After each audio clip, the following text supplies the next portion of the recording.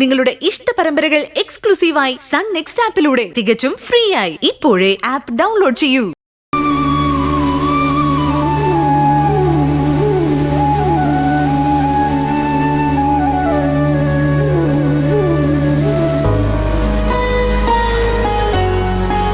ഇപ്പൊ എങ്ങനെ നമ്മൾ ഇവിടേക്ക് വന്നതിൽ സന്തോഷമായില്ലേ? സത്യം സൂര്യ, ഇത്ര പെട്ടെന്ന് ഞാനിത് പ്രതീക്ഷിച്ചില്ല. ഇനി ഒരിക്കലും സന്തോഷമുള്ളൊരു ജീവിതം കിട്ടില്ലെന്ന് തന്നെയാ ഞാൻ കരുതിയത്. അച്ഛൻ ഇങ്ങനെയൊക്കെ പറഞ്ഞപ്പോ ഞാനും വിചാരിച്ചില്ല ഭാവന ഇത്രയൊക്കെ സക്സസ് ആവുന്നു. പിന്നെ തന്റെ വല്യമ്മയെ ഇറക്കി വിടാൻ അയാൾ കാണിച്ചൊരു കാരണം കിട്ടിയപ്പോ ഞാൻ അതൊന്ന് നന്നായി ഉപയോഗിച്ചു, അത് ഏൽക്കുകയും ചെയ്തു. ഇനി അമ്മ കുറച്ചു ദിവസം ഒറ്റയ്ക്ക് ചിന്തിച്ച് ജീവിക്കട്ടെ, നമുക്ക് കാത്തിരിക്കാം. ഒരുപാട് നാളൊന്നും വേണ്ട സൂര്യ, പാവമല്ലേ. ആ, തനിക്ക് മാത്രമല്ലേ ഈ ചിന്തയുള്ളൂ, മറ്റാർക്കും ഇല്ലല്ലോ. അതുകൊണ്ട് ഞാനും അച്ഛനും പറയുന്നത് വരെ നമ്മൾ ഈ ഡ്രാമ തുടരുന്നു. താൻ തന്റെ വീട്ടിൽ പറഞ്ഞു, പക്ഷെ പുറത്താരും അറിയരുത്. പുറത്താരോട് പറയാൻ?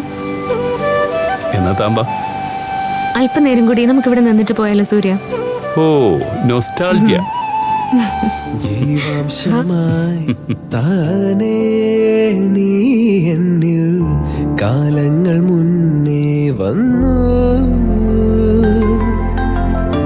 ആത്മാവിനുള്ളിൽ ഈറൻ തൂമഞ്ഞായി തോരാതെ പെയ്തു നീയേ,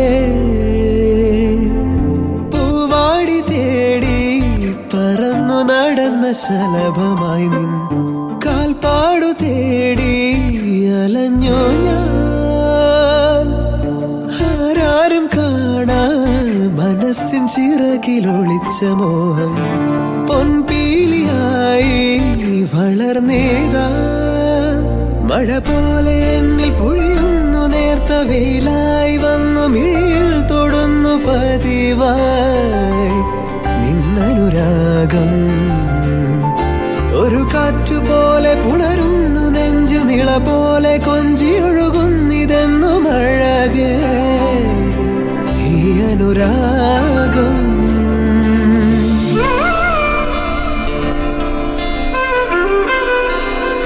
കസലിത കരേ